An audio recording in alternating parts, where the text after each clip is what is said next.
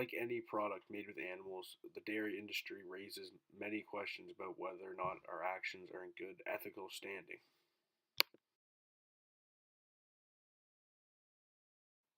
In terms of ethics, consider how humans would react if what we did to cows was done to us.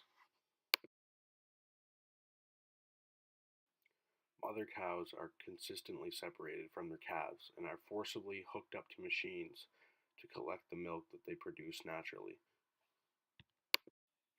Female cows also have their reproductive system exploited. Artificial insemination, milking regimens, and drugs are on the list of things used to increase milk production by dairy farmers.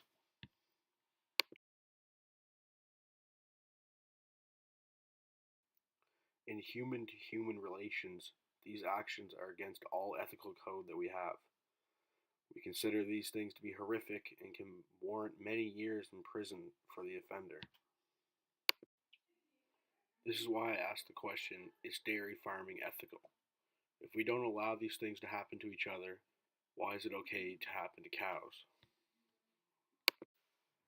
It's hard to imagine a world without dairy products at this point, but we need to take a step in a more humane direction with the way we treat these animals.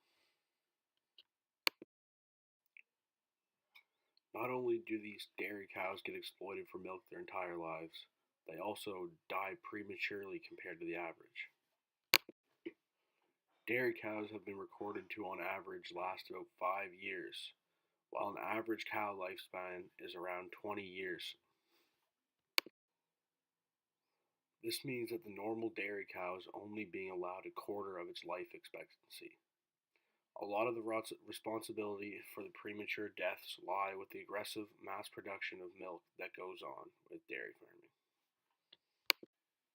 Their bodies weren't made to produce the amount of milk that we desire, and they suffer the consequences of our actions.